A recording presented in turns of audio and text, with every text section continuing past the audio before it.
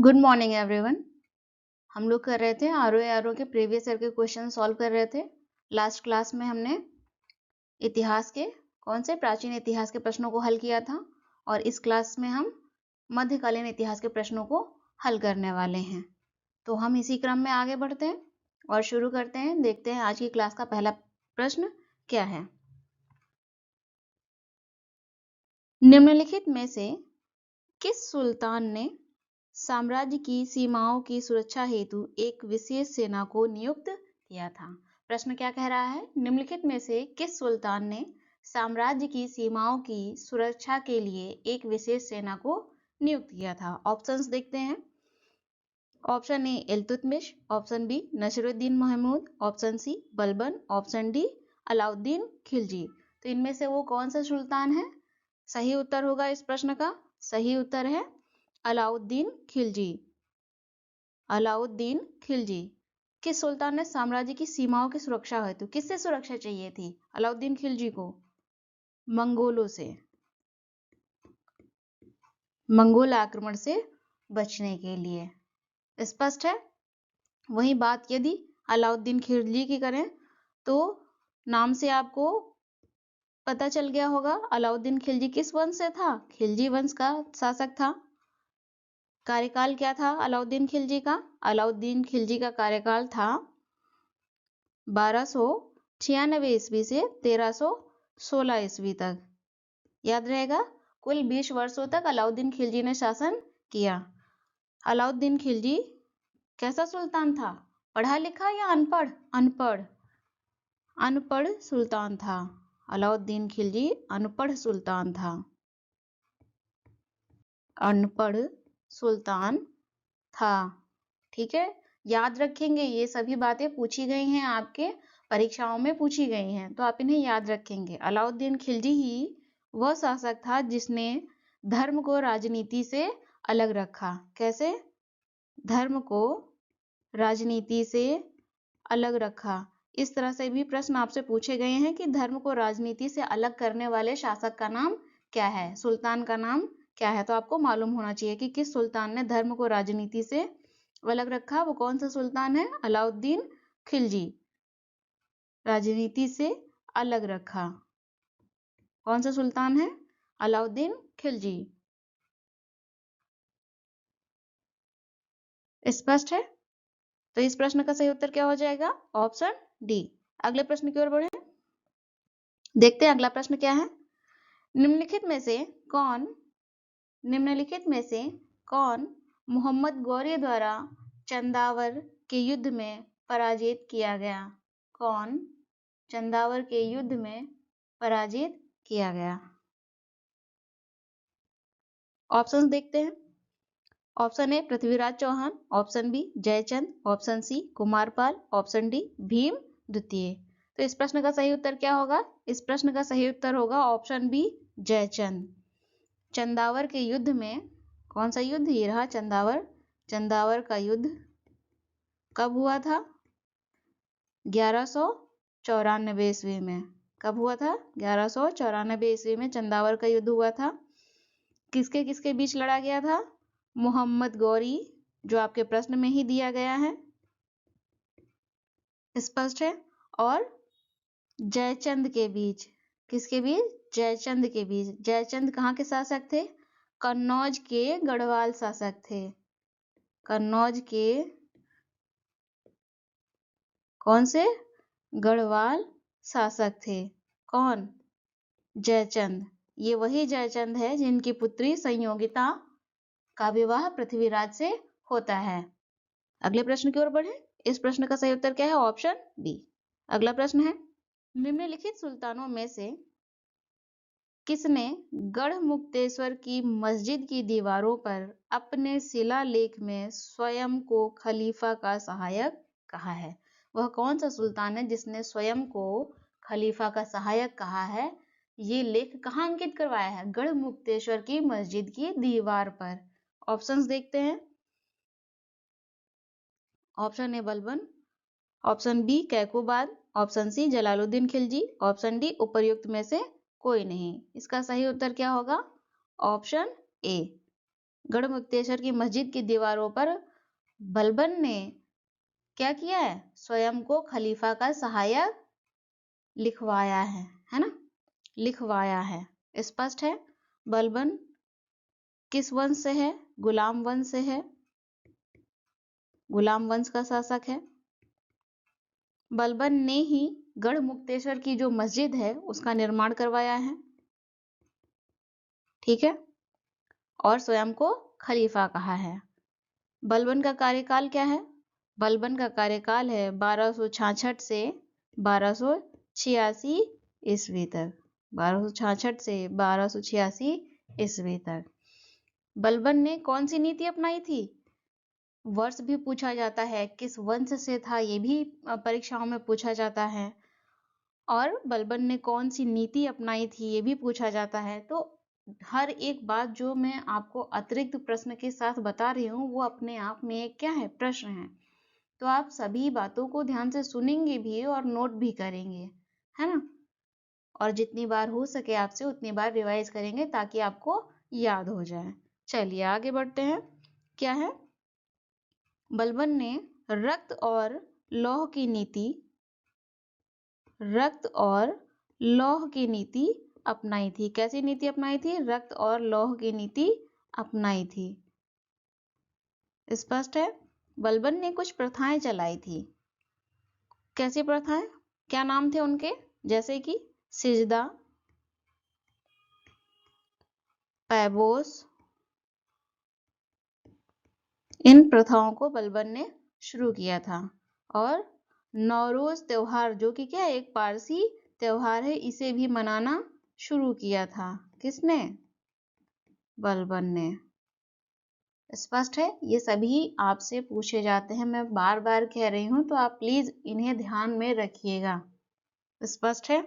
इस प्रश्न का सही उत्तर क्या है? ऑप्शन ए। अगले प्रश्न की ओर बढ़ते हैं। देखते हैं अगला प्रश्न क्या है। निम्नलिखित में से कौन इल्तुतमिश के राज्यकाल में सल्तनत की राजधानी थी? क्या है options? Option A Agra, option B Lahore, option C Badaun, option D Delhi. इनमें से कौन सी इल्तुतमिश के समय क्या थी? राजधानी थी। इल्तुतमिश के समय राजधानी क्या थी सल्तनत की? दिल्ली। क्या राजधानी थी? दिल्ली। ऑप्शन डी इस प्रश्न का सही उत्तर है। इल्तुतमिश किस वंश से था? किस वंश का शासक था? जानते हैं आप? नहीं जानते हैं? कोई बात नहीं, मैम है ना बताने के लिए। गुलाम वंश का शासक था इल्तुतमिश। गुलाम वंश में इल्तुतमिश से पहले कौन शासक था? कुतुबुद्दीन ऐबक। कौन था? कुतुबुद्दीन ऐबक। ऐबक की राजधानी क्या थी? लाहौर। क्या थी? लाहौर। जब इल्तुतमिश शासक बनता है तो राजधानी कहाँ से लाता है? लाहौर से दिल्ली लाता है। इल्तुतमिश अपने समय में राजधानी दिल्ली को बनाता है, ना कि लाहौर को। और इल्तुतमिश का कार्यकाल क्या था? 1211 से 1236 ईस्वी तक इल्तुतमिश शासन करता है। ये इल्तुतमिश शासक बनने से पहले कहाँ का गवर्नर था? ये भी प्रश्न पूछा जाता है। शासक बनने से पहले कहाँ का गवर्नर था? बदायूं का। बदायूं का गवर्नर था। और इल्तुतमिश को सल्तनत का वास्तविक संस्थापक भी कहते हैं। क्या कहते हैं? वास्तविक संस्थापक भी कहते हैं। आप इन्हें याद रखेंगे प्लीज, मैं बार बार रिमाइंड करा रही हूँ। ये सभी एक प्रश्न है और सभी कई परीक्षाओं में आपने देखा होगा या देखेंगे भविष्य में, ये सभी पूछे गए हैं, इसलिए मैं आपको बता रही हूँ। आप ध्यान रखेंगे तो ही आपको लाभ मिल पाएगा, है ना? वास्तविक संस्थापक कहा गया है।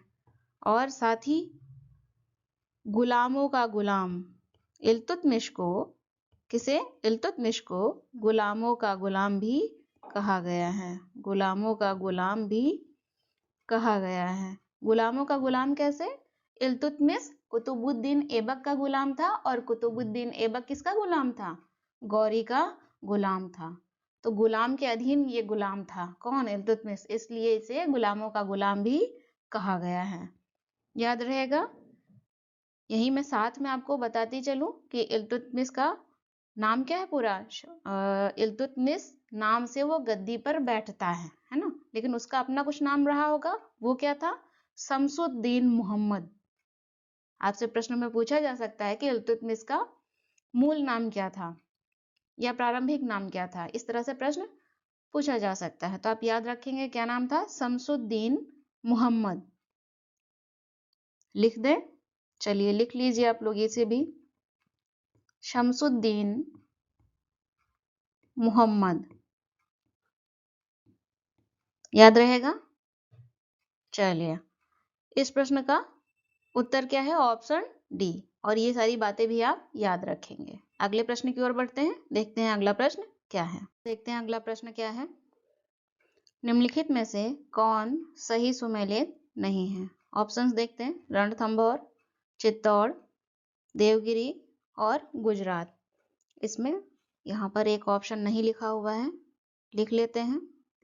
क्या है? हमीरदेव। ठीक है, मिस हो गया था। चलिए, क्या ऑप्शंस हैं? रणथंभौर, चित्तौड़, देवगिरी और गुजरात। हमें इसे क्या करना है? मैच करना है। रणथंभौर का शासक कौन था? हमीरदेव। ये सही उत्तर है और ये सही ऑप्शन है। और चित्तौड़गढ़ का शासक राणा रतन सिंह। देवगिरी के शासक का नाम क्या था? महलक देव। ये गलत जवाब है। क्या नाम था? रामचंद्र था। और गुजरात का शासक कौन था? कर्णदेव था। गुजरात का शासक कर्णदेव था। ये सही है। आप सोच रहे हैं ऐसे तो क्या रणथंभौर का शासक, चित्तौड़ का शासक, देवगिरी का शासक, गुजरात का शासक, अगर हमें कोई टाइम नहीं पता होगा तो शासक तो बदलते रहेंगे ना। तो किस टाइम की बात की जा रही है?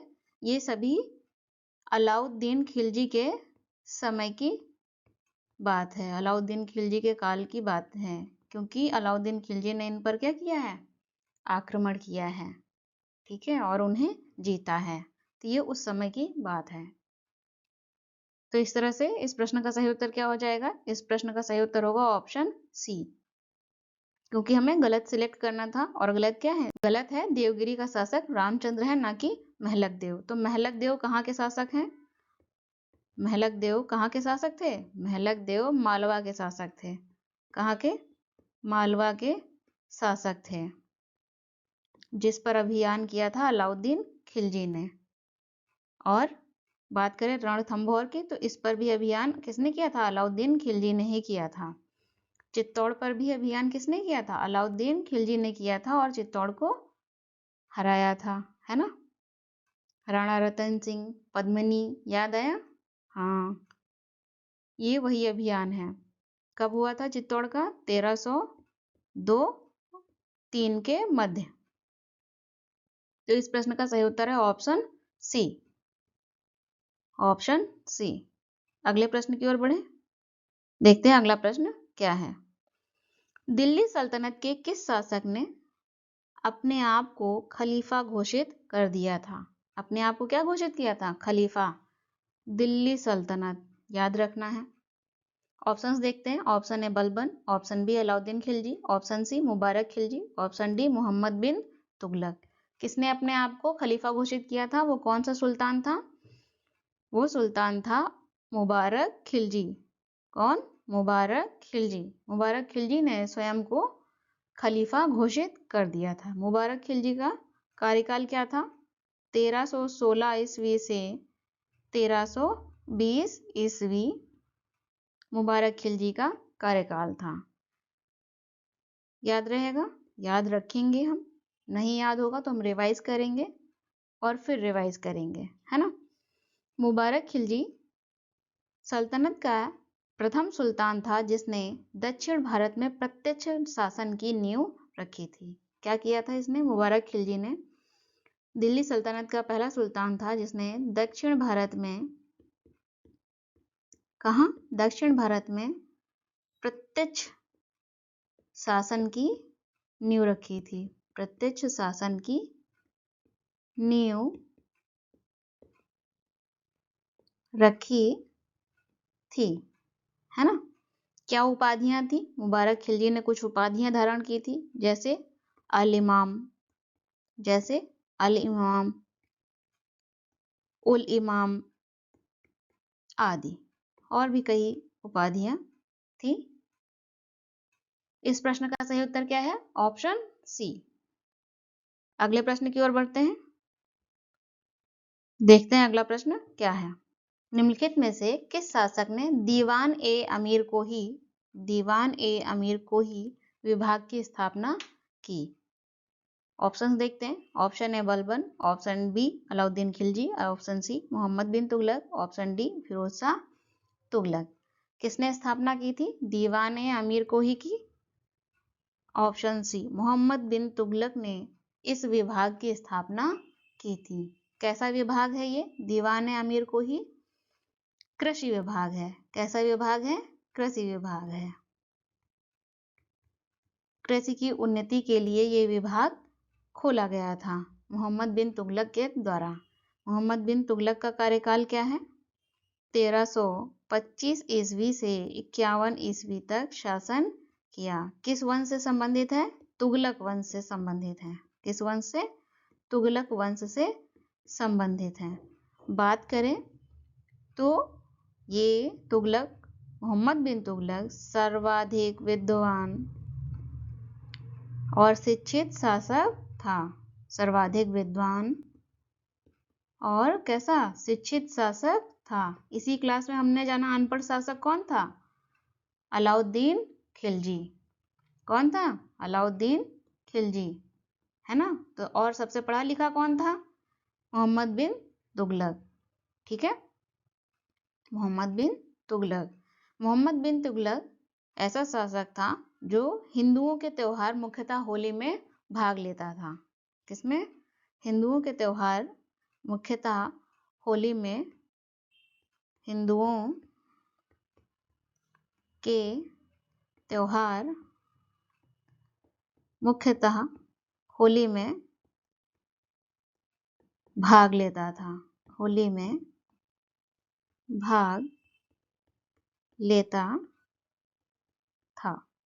स्पष्ट है? और इस प्रश्न का सही उत्तर क्या है? दीवान ए अमीर को ही विभाग की स्थापना किसने की? मोहम्मद बिन तुगलक ने की थी। अगले प्रश्न की ओर बढ़े, देखते हैं अगला प्रश्न क्या है।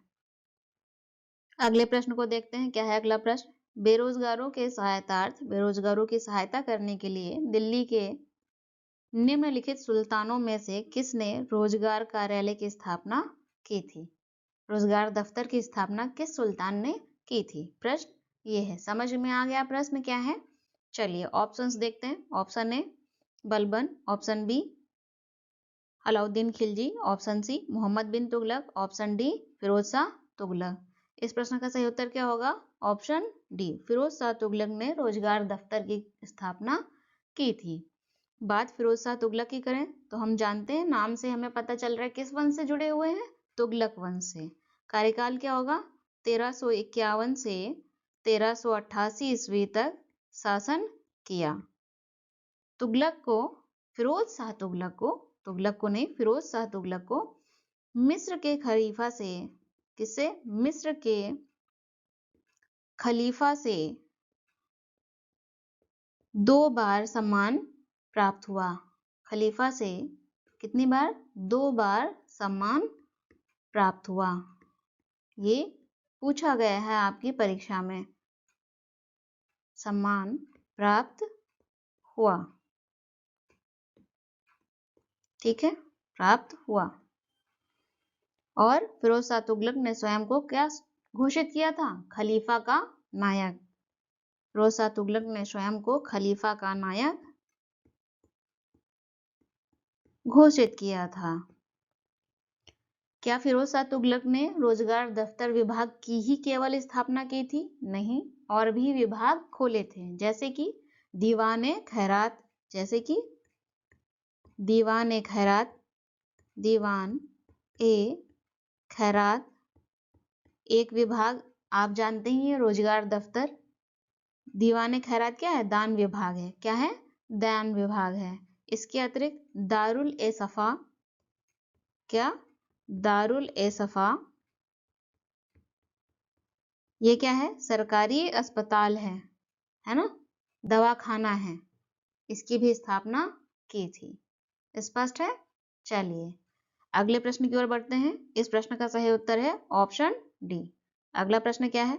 सर्वप्रथम लोक निर्माण विभाग की स्थापना किसने की थी? ऑप्शंस देखते हैं। ऑप्शन ए इल्तुतमिश ने, ऑप्शन बी बलबन ने, ऑप्शन सी अलाउद्दीन खिलजी ने, ऑप्शन डी फिरोज शाह तुगलक ने। तो इस प्रश्न का सही उत्तर क्या हो जाएगा? इस प्रश्न का सही उत्तर है ऑप्शन डी, फिरोज शाह तुगलक ने सबसे पहले लोक निर्माण विभाग की स्थापना की थी।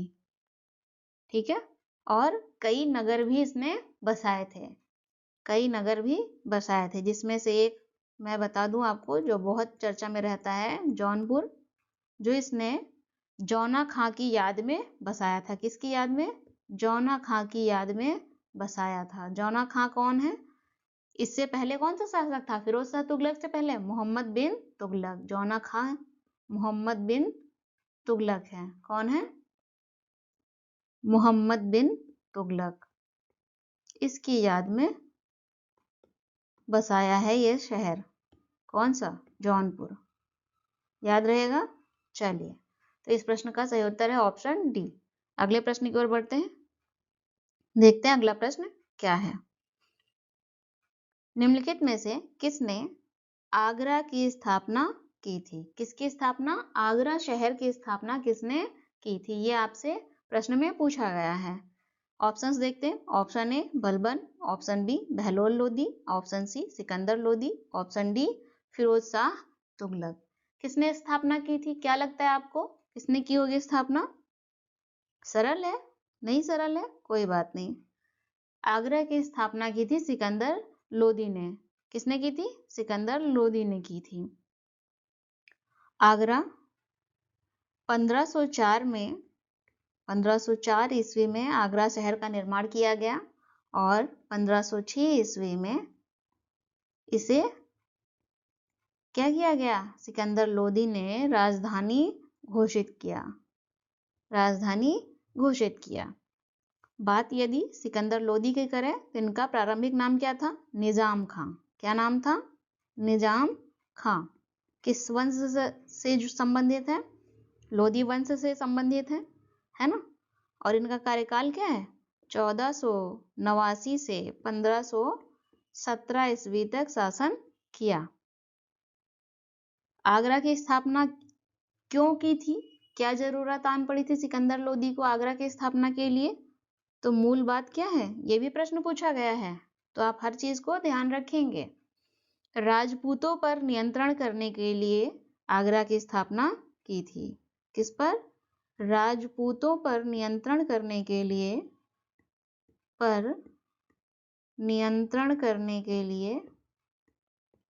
आगरा की स्थापना की थी सिकंदर लोदी ने। स्पष्ट है? चलिए अगले प्रश्न की ओर बढ़ते हैं। देखते हैं अगला प्रश्न क्या है। निम्नलिखित सुल्तानों में से कौन अन्न के ऊपर कर समाप्त करने के लिए जाना जाता है? कौन सा सुल्तान है जिसने अन्न के ऊपर, अनाज के ऊपर कर जो था उसे समाप्त कर दिया था?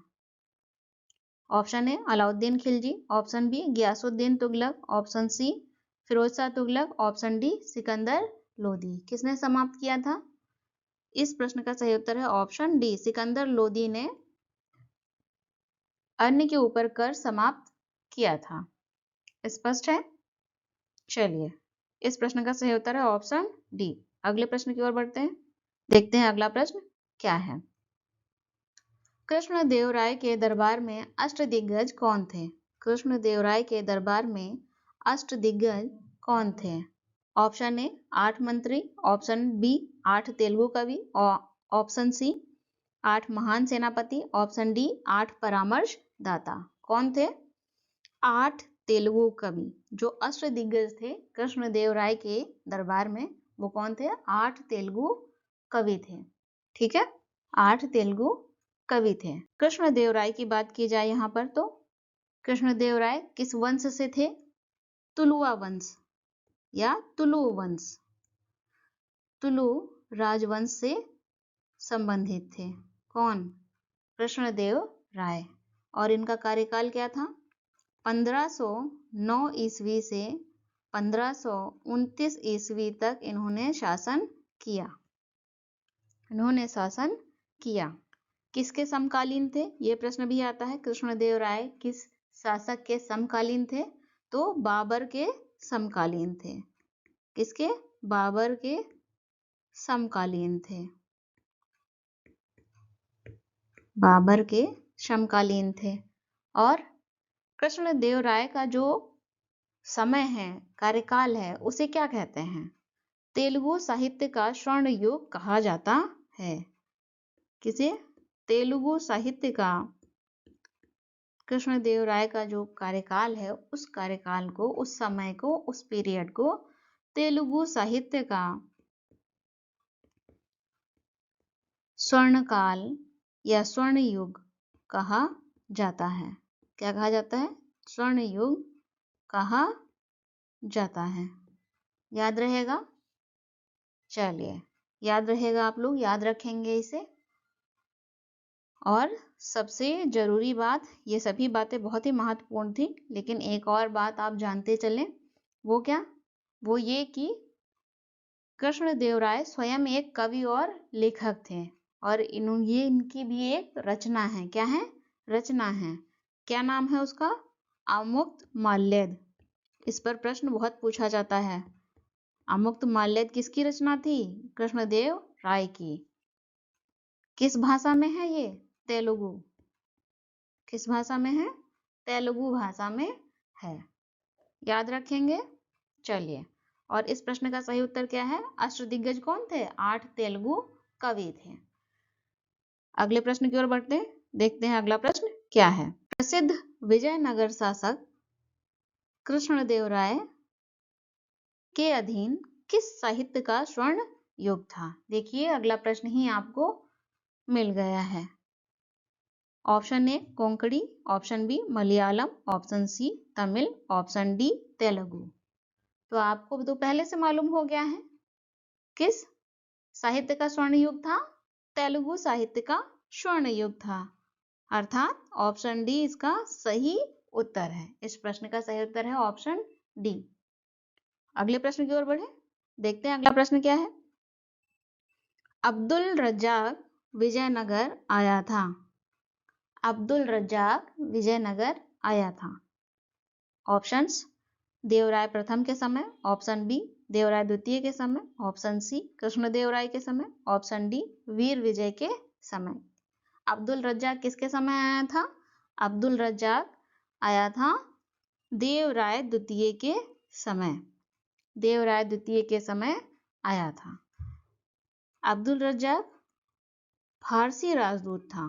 कहाँ से आया था? फारस से। फारसी राजदूत था, फारस से आया था। और बात यदि देवराय द्वितीय की जाए तो इनका कार्यकाल क्या था? 1422 से 46 तक शासन किया है देवराय द्वितीय ने। और किस वंश से जुड़े हुए थे? संगम वंश से। विजयनगर के संगम वंश से जुड़े हुए थे। स्पष्ट है? देवराय द्वितीय को इंद्र का अवतार भी माना जाता है। किसका? इंद्र का, भगवान इंद्र का अवतार भी कहा जाता है। याद रहेगा? याद रखेंगे। बहुत महत्वपूर्ण बातें हैं, भूलेंगे नहीं, क्योंकि भूल जाएंगे तो एग्जाम में क्या होगा? आपका एक प्रश्न गलत हो जाएगा, इसलिए हम ध्यान रखेंगे। इस प्रश्न का सही उत्तर क्या है? Option B. अगले प्रश्न की ओर बढ़े। देखते हैं अगला प्रश्न क्या है। निम्नलिखित में से किसने कुतुब मीनार के निर्माण में योगदान नहीं दिया? किसने कुतुब मीनार के निर्माण में योगदान नहीं दिया?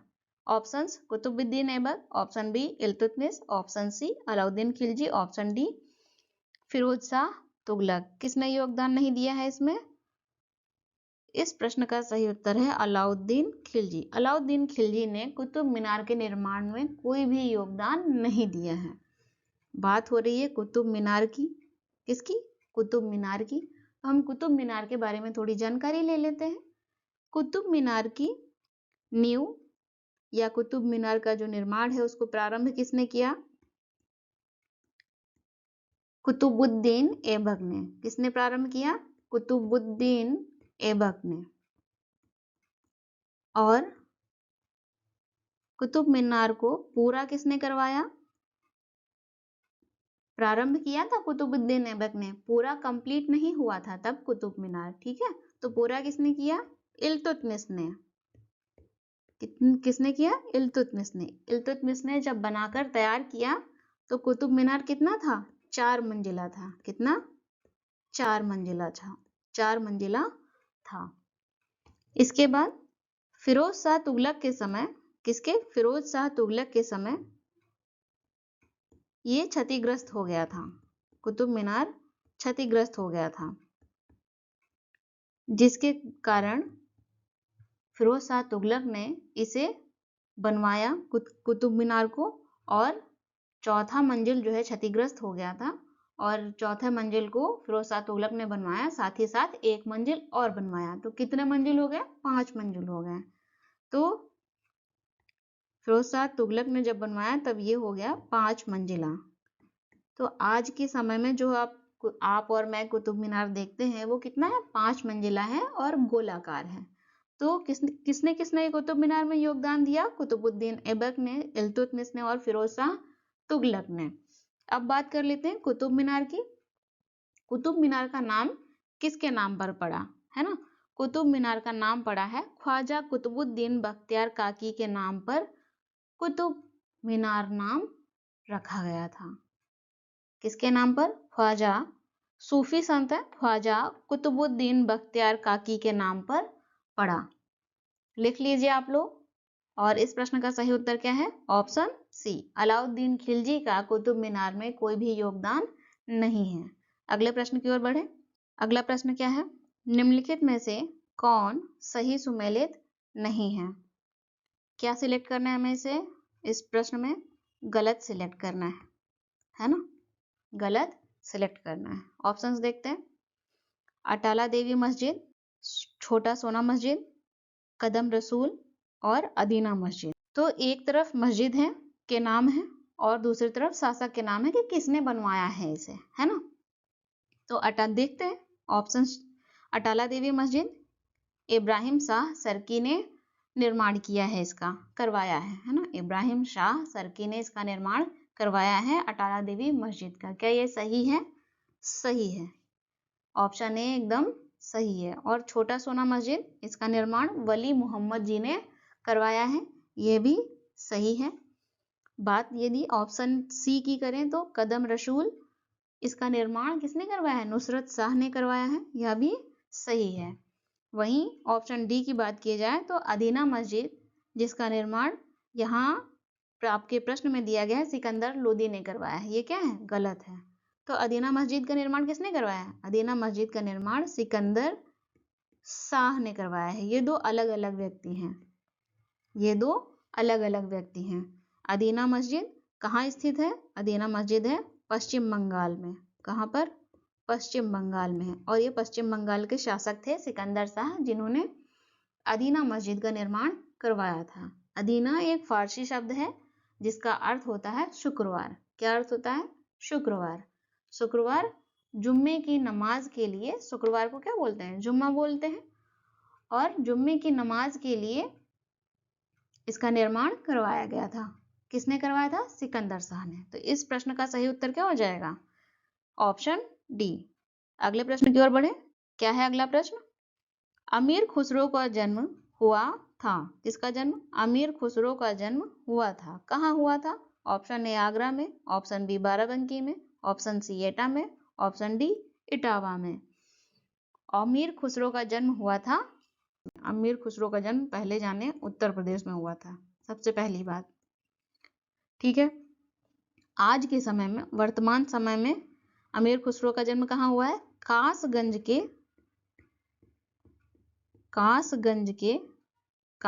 जिला है, कासगंज जिला के पटियाली गांव में हुआ था।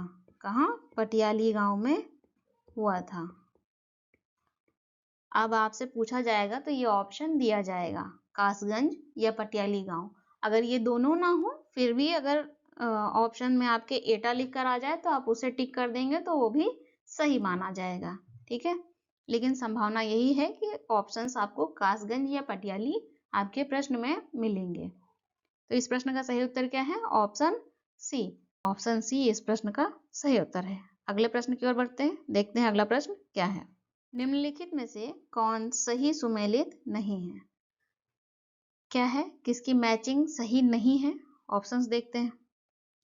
रास पंचाध्यायी, नंददास, चैतन्य भागवत, चैतन्य मंगल, ऑप्शन डी भक्ति रत्नाकर। इसमें से कौन सही सुमेलित नहीं है? फिर से हमें क्या करना है? गलत सिलेक्ट करना है। गलत सिलेक्ट करना है। स्पष्ट है? ऑप्शन ए रास पंचाध्यायी, ये क्या है? पुस्तक है। ये पुस्तक है। और इधर कौन है? लेखक है। रास पंचाध्यायी के लेखक कौन है? नंददास है। कौन है? नंददास है। तो ऑप्शन ए सही है। ऑप्शन बी चैतन्य भागवत, चैतन्य भागवत पुस्तक के लेखक कौन है? वृंदावन दास जी चैतन्य भागवत के लेखक हैं। यह भी सही है। ऑप्शन बी भी सही है। और बात ऑप्शन सी की करें तो चैतन्य मंगल पुस्तक के लेखक कौन है? जयानंदा जी हैं। कौन है? जयानंदा जी हैं। ऑप्शन सी भी सही है। और लास्ट ऑप्शन क्या है? ऑप्शन डी भक्ति रत्नाकर पुस्तक के लेखक कौन है? नरहरि चक्रवर्ती भक्ति रत्नाकर पुस्तक के लेखक हैं। तो इसमें चारों ऑप्शन क्या हैं? सही हैं। इसमें एक भी गलत नहीं है। ये प्रश्न मैंने जानबूझकर इसमें डाला है। इसके सभी ऑप्शन क्या हैं? सही हैं। इसमें कोई भी गलत नहीं है। ठीक है, तो आप याद कर लीजिएगा, आपके एग्जाम में पूछा गया है, इसलिए मैंने इसका कोई भी उत्तर नहीं लिखा है। आप इसे याद जरूर कर लीजिएगा लेकिन। ठीक है, अगले प्रश्न की ओर बढ़ते हैं, देखते हैं अगला प्रश्न क्या है। निम्नलिखित में से किस प्रथा की शुरुआत राजपूतों के समय हुई थी? किस प्रथा की शुरुआत राजपूतों के समय हुई थी? ऑप्शंस हैं सती प्रथा, ऑप्शन बी बाल विवाह, ऑप्शन सी जौहर प्रथा, ऑप्शन डी इनमें से कोई नहीं। इनमें से कोई नहीं। तो राजपूतों के समय कौन सी प्रथा की शुरुआत हुई थी? ऑप्शन सी इसका सही उत्तर है। जौहर प्रथा की शुरुआत हुई थी। मुस्लिम आक्रमणकारियों से स्त्रियों की रक्षा के लिए ये प्रथा अपनाई गई थी। क्या होता था जौहर में? जब सभी पुरुष युद्ध पर चले जाते थे और उनकी मृत्यु हो जाती थी, तब सभी स्त्रियां मिलकर एक कुंड में अग्निदाह कर लेती थी। यही है जौहर प्रथा। स्पष्ट है? अगले प्रश्न की ओर बढ़ते हैं। इस प्रश्न का सही उत्तर है ऑप्शन सी। निम्नलिखित में से दिल्ली सल्तनत के किस सुल्तान के शासनकाल में शाही महलों में हिंदू देवी देवताओं की पूजा होती थी? वो कौन सा सुल्तान है जिसके शासनकाल में शाही महलों में हिंदू देवी देवताओं की पूजा होती थी? ऑप्शंस देखते हैं। Option A Qutubuddin Mubarak Khilji, option B Nasiruddin Mahmud, option C Nasiruddin Khusro Shah, option D Alauddin Masud Shah. Alauddin Masud Shah. इस प्रश्न का सही उत्तर क्या है? ऑप्शन सी नसरुद्दीन खुसरो शाह के शासनकाल में हिंदू देवी देवताओं की पूजा होती थी। नसरुद्दीन खुसरो शाह किस वंश से हैं ये संबंधित? खिलजी वंश से। खिलजी वंश से संबंधित हैं। अंतिम शासक हैं खिलजी काल के, ये अंतिम शासक हैं नसरुद्दीन खुसरो शाह। अगले प्रश्न की ओर बढ़ते हैं, देखते हैं अगला प्रश्न क्या है। देखते हैं अगला प्रश्न क्या है। निम्नलिखित में से कौन सही सुमेलित नहीं है? हमें क्या करना है? गलत सिलेक्ट करना है। हमें गलत सिलेक्ट करना है। देखते हैं ऑप्शंस। चंदावर का युद्ध, ऑप्शन बी तैमूर का आक्रमण, ऑप्शन सी तालीकोटा का युद्ध, ऑप्शन डी घाघरा का युद्ध। ऑप्शन ए क्या है? चंदावर का युद्ध कब हुआ था? 1194 ईस्वी में हुआ था। 1192 में नहीं हुआ था। कब हुआ था? 1194 ईस्वी में हुआ था। इसी क्लास में हमने जाना चंदावर का युद्ध किसके किसके बीच हुआ था? मोहम्मद गोरी और जयचंद के बीच हुआ था 1194 में चंदावर का युद्ध। और कौन जीता था? मोहम्मद गोरी। राजा जयचंद पराजित हुए थे। स्पष्ट है? चलिए, तो ऑप्शन ए क्या हो जाएगा? गलत हो जाएगा। तैमूर का आक्रमण कब हुआ था? 1398 ईस्वी में ही तैमूर का आक्रमण हुआ था। ये सही है। तैमूर के आक्रमण के समय शासक कौन था? तुगलक वंश का शासक था। किस वंश का? तुगलक वंश का शासक था, नसरुद्दीन महमूद। स्पष्ट है? ऑप्शन सी क्या है? तालीकोटा का युद्ध। तालीकोटा का युद्ध कब हुआ था? 1565 ईस्वी में हुआ था, ये भी सही है। तालीकोटा का युद्ध किसके किसके मध्य हुआ था? बात करें तो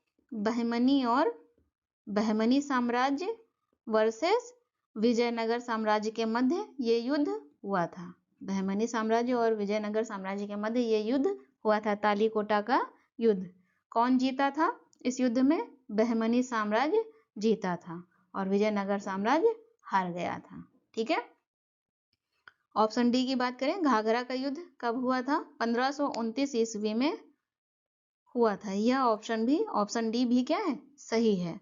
लेकिन यदि घाघरा के युद्ध की बात हुई है, यहाँ पर आपके ऑप्शन में दिया गया है, तो हम जान लें कि किसके किसके बीच हुआ था घाघरा का युद्ध। घाघरा का युद्ध हुआ था बाबर और महमूद लोदी के मध्य। किसके मध्य? बाबर और महमूद लोदी के मध्य हुआ था। कौन जीता था? बाबर। महमूद लोदी भाग गया था। महमूद लोदी भाग गया था या हार गया था। भाग गया मतलब क्या? हार गया, है ना। खैर, तो इस प्रश्न का सही उत्तर क्या होगा? ऑप्शन ए, चंदावर का युद्ध 1194 ईस्वी में हुआ था। ऑप्शन ए। यहाँ सही उत्तर नहीं लिखा है, आप लिख लेंगे। अगला प्रश्न क्या है? निम्नलिखित में से कौन सा युग्म सही सुमेलित नहीं है? देखते हैं क्या ऑप्शंस हैं। एक ओर हमें यात्री दिए गए हैं और दूसरी तरफ देश दिया गया है, और इस प्रश्न में क्या करना होता है? हमें गलत सिलेक्ट करना है। हमें कौन सा गलत है? Option A Ibn Battuta, option B Marco Polo, option C Abdul Razzaq, option D Nuniz. तो हम देखते हैं एक एक करके। ऑप्शन ए इब्न बतूता यात्री किस देश से आया था? मोरक्को से। सही जवाब है ये।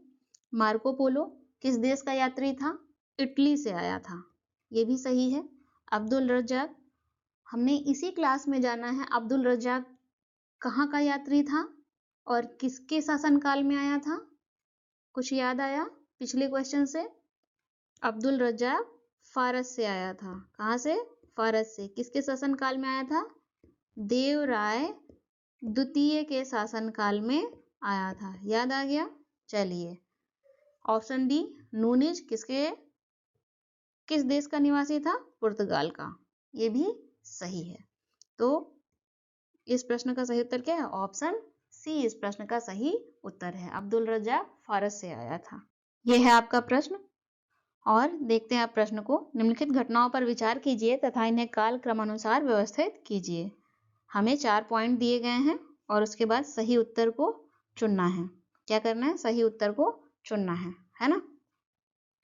तो पहला पॉइंट क्या है? मोहम्मद तुगलक द्वारा राजधानी का स्थानांतरण कब किया गया, है ना। फिर अफगान षड्यंत्र। तीसरा पॉइंट है जलालुद्दीन खिलजी की हत्या और तराइन का द्वितीय युद्ध। तो यदि हमें इसका क्या ईयर याद हो, वर्ष याद हो, तो हम इसे सही लगा सकते हैं, है ना। सही क्रम में लगा सकते हैं। तो देखते हैं मोहम्मद बिन तुगलक द्वारा राजधानी का स्थानांतरण कब किया था? 1326-27 में राजधानी का स्थानांतरण किया था। अफगानपुर षड्यंत्र कब हुआ था? 1325 में 25 ईस्वी में अफगानपुर षड्यंत्र हुआ था। वहीं पॉइंट 3 की बात करें तो जलालुद्दीन खिलजी की हत्या कब की थी? 1296 में। 1296 ईस्वी में किसने की थी? अलाउद्दीन खिलजी ने। और चौथा पॉइंट क्या है? तराइन का द्वितीय युद्ध। तराइन का द्वितीय युद्ध कब हुआ था? 1192 ईस्वी में तराइन का द्वितीय युद्ध हुआ था। किसके बीच? पृथ्वीराज चौहान और मोहम्मद गोरी के बीच हुआ था, जिसमें पृथ्वीराज चौहान पराजित हुए थे।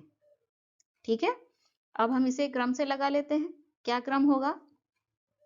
सबसे पहले होगा तराइन का द्वितीय युद्ध, क्योंकि सबसे पहले ये है 1192 ईस्वी। फिर 1296 ईस्वी जलालुद्दीन खिलजी की हत्या। इसके बाद 1325 अफगान षड्यंत्र और उसके बाद मोहम्मद बिन तुगलक द्वारा राजधानी का स्थानांतरण। तो क्या क्रम बना? 4 3 2 1, है ना। क्या ऐसा कोई ऑप्शन है? हम देख लेते हैं। ऑप्शन है 4321। देखिए पहला ऑप्शन ही है 4321, तो ये सही हो जाएगा। इस प्रश्न का सही उत्तर क्या है? ऑप्शन ए। इस प्रश्न का सही उत्तर है option A. Okay, thank you. फिर मिलते हैं अगली क्लास में।